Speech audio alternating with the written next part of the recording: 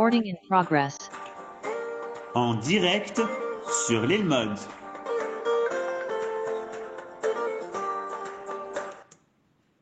Mesdames, Messieurs, shalom à tous, Boker Tov. On est très contents. On retrouve comme chaque semaine le Rav Yehuda Ben Ishai de la communauté de Emouna Shlema. Et je vous fais part du Machatzit à Shekel. Vous pouvez faire le Machatzit à Shekel pour aider à la construction du Bet Hamidrash de la synagogue du Rav Ben Ishai de Emouna Shlema. Vous pouvez m'envoyer un WhatsApp, vous pouvez parler à Emma de la communauté, au Rav, et on vous donnera les informations. 26 shekels par personne, c'est ce qui a été fixé par le Rav Ben Ishai pour faire la mitzvah de Machatzit à shekel. On va parler de Amalek. Qui est capable de combattre Amalek? Bechavod, Rav Ben Ishai. תודה רבה, שיהיה אהרון שלנו יהיה בריא, ואנחנו בשבת זכור. On va ce Shabbat, à part la parashat Tetzaveh, on va évidemment lire aussi la parashat de Zachor. Zachor et asher asa lecha Amalek. Cette parasha et la parasha de Zachor, et très paradoxalement, cette mitzvah ne figure pas à la place où c'est arrivé. En fait, on a été attaqué par Amalek à la sortie d'Égypte, après avoir traversé la mer Rouge, ce qui aurait dû d'ailleurs, a priori, effrayer Amalek, mais il n'a pas eu peur, malgré le miracle extraordinaire et phénoménal de la sortie d'Égypte et du passage de la mer Rouge, ça n'a pas empêché Amalek de nous attaquer à la fin de la paracha de Beshalach. Et voilà que la Torah va attendre pratiquement jusqu'à la fin du Chumash Dvarim, jusqu'à la fin de parashat Ki Tetzeh. On est pratiquement à la fin de la Torah. On a fini de traverser le désert et voilà que tout d'un coup, la Torah se rappelle, entre guillemets, de la mitzvah de Mechiyat Amalek. C'est quand même surprenant. On aurait pu s'attendre à ce que, après l'événement surprenant et évidemment terrifiant de l'attaque de Amalek contre nous, alors qu'on venait de sortir d'Égypte et qu'il nous a attaqués par surprise et qu'en plus de ça, on espérait qu'après tous les miracles qui nous ont été faits, personne n'oserait plus attaquer à nous.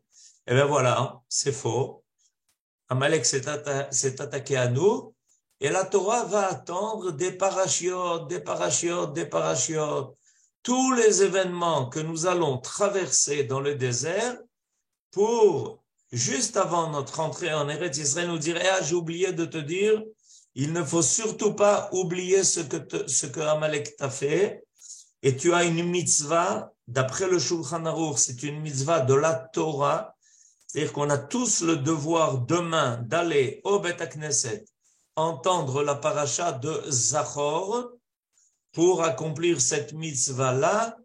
Tout d'un coup, la Torah décide de nous rappeler cet événement et de nous dire que ce souvenir a un but précis, c'est que nous devons nous préparer à lutter contre Amalek jusqu'à la fin du temps.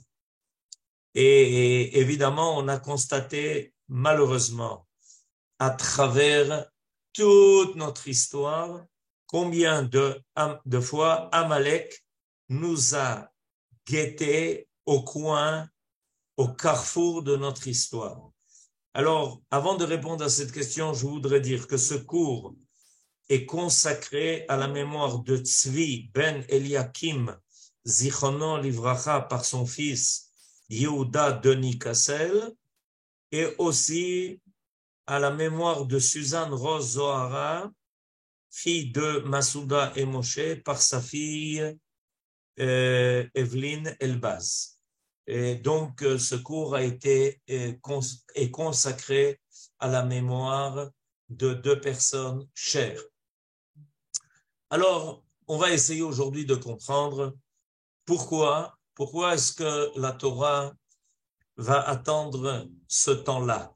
Elle va attendre la fin de la traversée du désert pour tout d'un coup nous parler de cette mitzvah et nous rappeler ce que Amalek a fait. Je voudrais faire une autre remarque à ce propos. Ce qui est marqué à propos de Amalek est différent entre ce qui a été dit au moment où ça s'est passé, c'est-à-dire à la fin de Parashat de Beshalach, et à la fin de la Parashat Ki Tetzei, lecture que nous allons entendre ce Shabbat-là. En effet, à la fin de Parashat Beshalach, il est dit que c'est Dieu qui prend la responsabilité d'effacer Amalek. Zechor, le souvenir de ce que nous a fait Amalek, c'est le souvenir aussi de ce que Dieu a promis. Vayomer Adonai el Moshe, Ktov zot zikaron vasefer, vesim beoznei Yoshua, ki macho emche et zecher Amalek, mitachat hashamayim.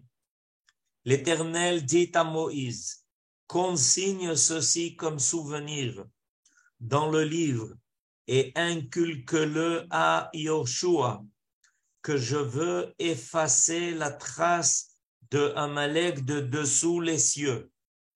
Donc Akadosh Baruch Hu annonce qu'il prend la responsabilité historique d'effacer le souvenir de Amalek.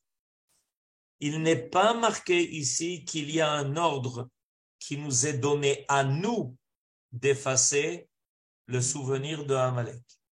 Ça n'apparaît que beaucoup plus tard, à la fin de Parashat Ki Tetzei. C'est ce que nous allons entendre ce Shabbat.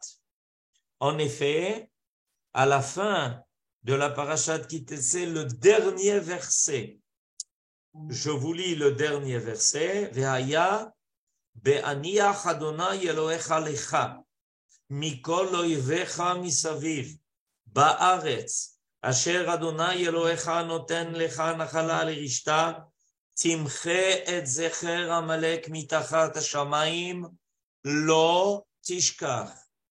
Aussi, lorsque l'Éternel, ton Dieu, t'aura débarrassé de tous tes ennemis d'alentour, dans le pays qu'il te donne en héritage pour le posséder, tu effaceras la mémoire d'Amalek de dessous le ciel. Ne l'oublie point. Alors, la nuance est très claire. À la fin de la Parashat Beshalach, au moment où l'histoire de l'attaque de Amalek est comptée, chronologiquement, c'est à ce moment-là que ça s'est passé par la Torah, Akadosh Baruch Hu annonce que c'est lui qui va effacer. C'est lui qui va effacer le souvenir de Amalek. Par contre, à la fin de la Parashat Ki Tetzei, et c'est ce passage-là que nous avons demain comme mitzvah d'entendre, c'est nous qui devons effacer le souvenir de Amalek. Alors, on veut essayer de comprendre évidemment qui a la responsabilité d'effacer le souvenir de Amalek. Est-ce que c'est Akadosh Baruch Hu ou c'est Israël? Pour comprendre ça, je voudrais vous lire, en fait, vous rappeler un Rashi extraordinaire qui est juste avant la mitzvah de Zechirat Amalek. Dans la paracha de Ki Tetzei, et nous n'allons pas lire cela ce Shabbat, nous allons juste lire la paracha de Zachor. Il est parlé par la Torah de l'obligation d'être très soucieux de l'honnêteté, c'est-à-dire d'être des hommes extrêmement droits qui ne prennent jamais ce qui ne leur revient pas. C'est comme ça, d'ailleurs, que la Torah va le signaler. N'aie point dans ta bourse 2 points inégaux, un grand et un petit. N'aie point dans ta maison 2 mesures inégales, une grande et une petite. Des poids exacts et loyaux, des mesures exactes et loyales doivent seuls être en ta possession si tu veux avoir une longue existence dans le pays que l'Éternel ton Dieu te donne. Car l'Éternel ton Dieu a en horreur quiconque agit ainsi, quiconque fait une chose déloyale. C'est intéressant de voir que juste avant la mitzvah de Zachor, du souvenir de ce que nous a fait Amalek, et de là l'obligation qui nous est donnée d'agir contre lui, d'être toujours en éveil, aux aguets, toujours prêt à l'affronter. Juste avant, la Torah insiste sur le fait d'être quelqu'un de loyal, c'est-à-dire d'être honnête, d'être quelqu'un à qui on peut se fier. Évidemment, ça concerne les commerçants qui ne peuvent pas avoir, en français, on dit 2 poids et 2 mesures. Eh bien, ça vient de la Torah. C'est ce que vous venez d'entendre. Quand la Torah interdit d'avoir un poids qui est grand et un poids qui est petit, c'est-à-dire que juste au moment où le marchand va peser la marchandise que l'acheteur a mis sur la balance, il va, dans un stratagème de mensonge, changer évidemment le poids en faisant croire que l'acheteur reçoit plus encore que ce qui ne lui est dû. Il a fait au dernier moment un changement de poids. Ça s'appelle 2 poids et 2 mesures.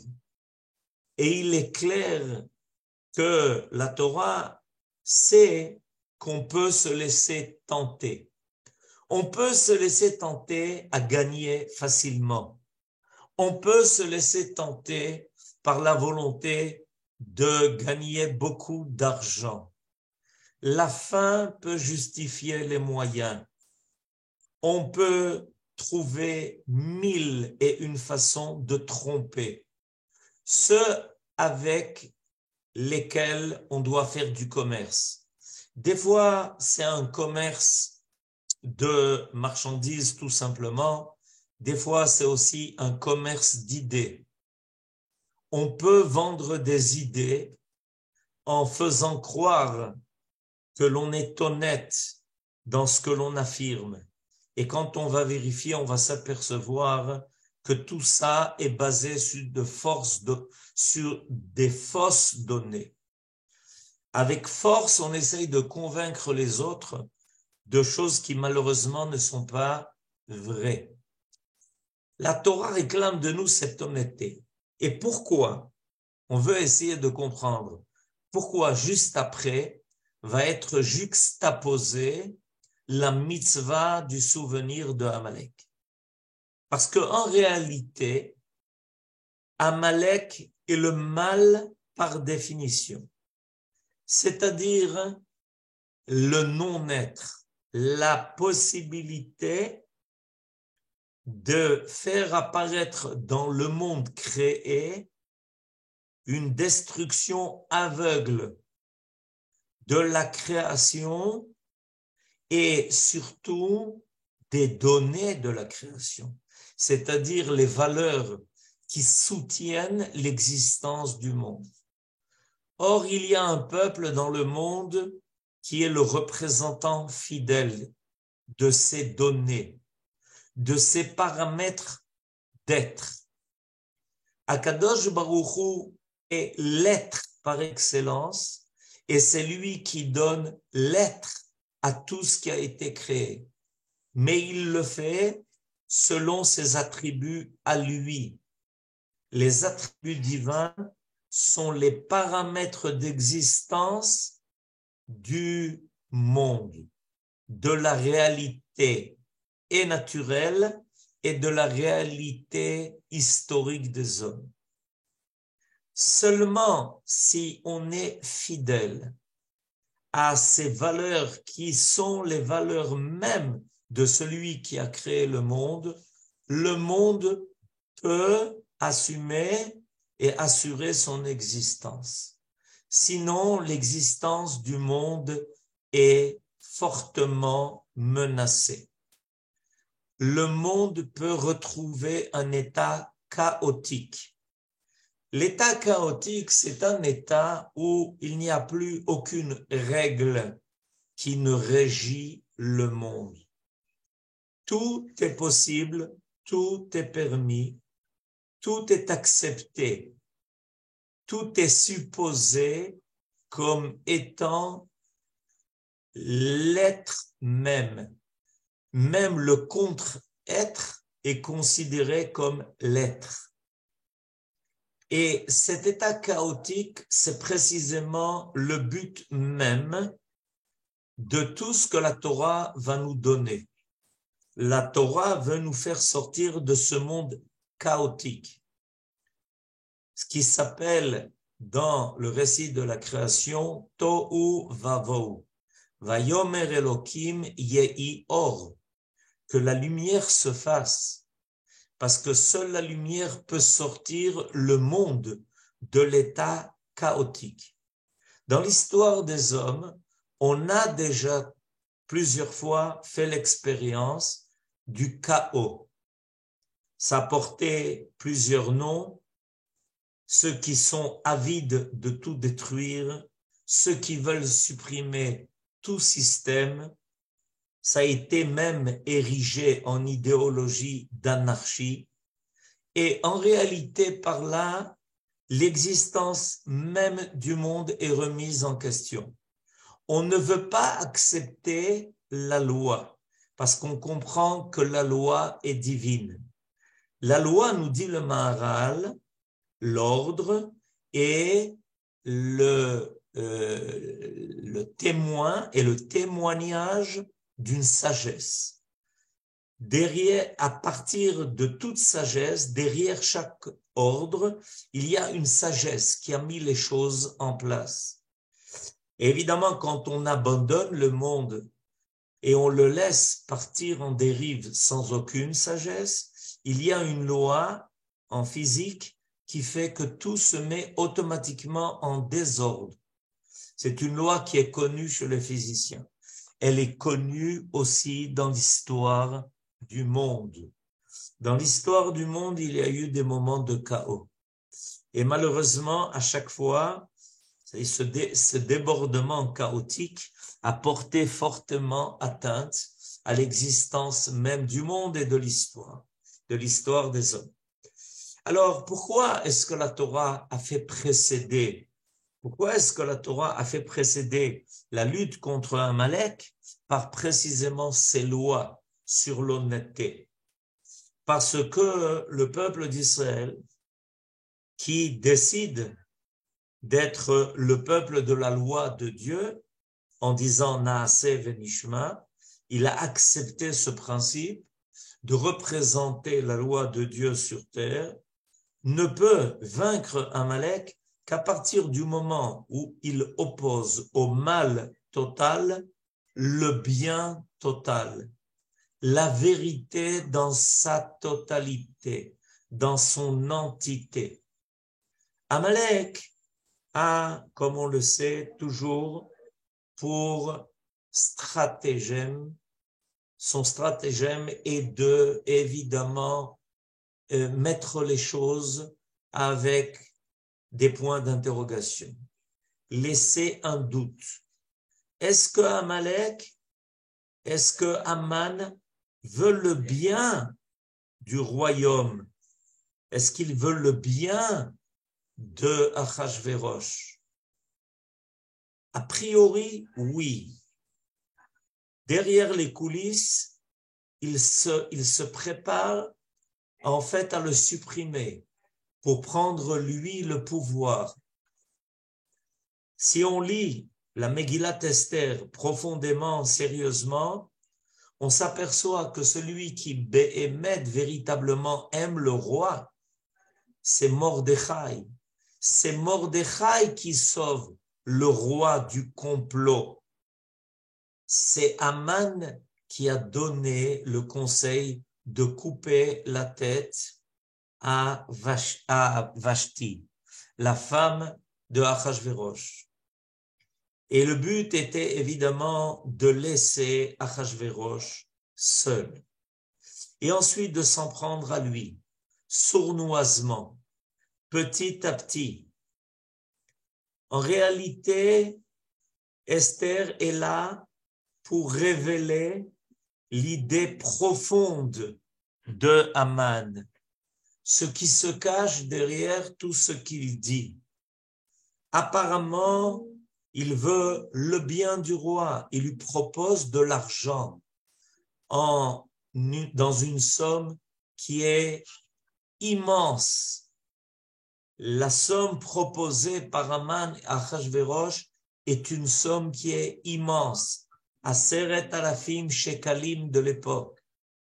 Évidemment, il est prêt à acheter l'acquiescement de Achashverosh à supprimer Israël par de l'argent, par des paroles qui semblent vouloir le bien du royaume, le bien de ce roi-là, qui n'attend que d'être adulé, adoré, en dispensant tous les trésors dans des festins qui n'ont aucun but, qui n'ont aucun contenu, qui n'ont pas d'autre but que de soudoyer les cœurs des gens de son royaume.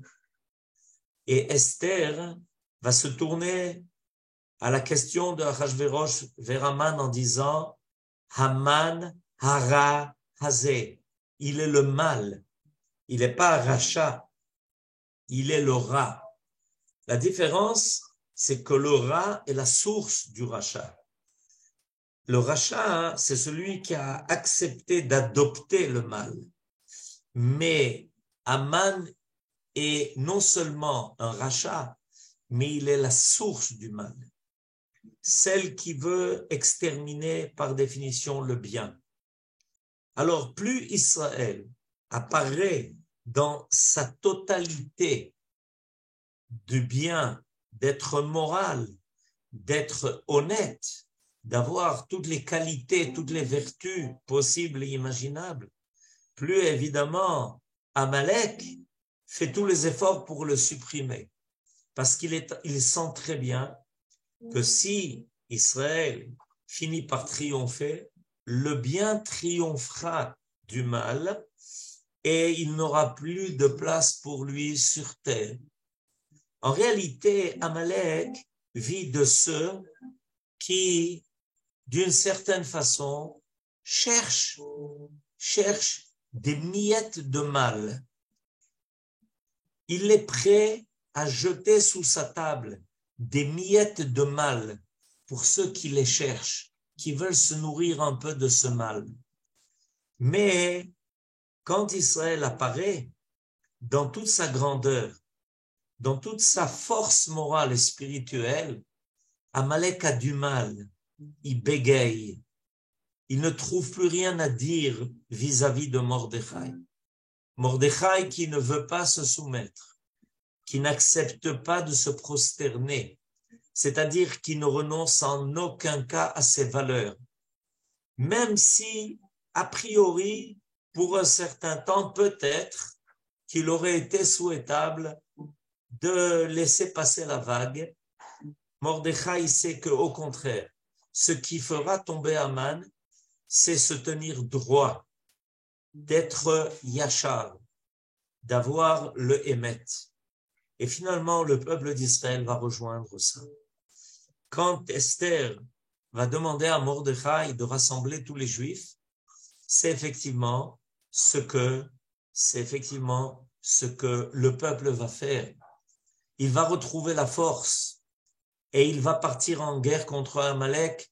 Et dans la Megillah d'Esther, il est marqué que les Juifs ont réussi à tuer plus de 75 000 de leurs ennemis.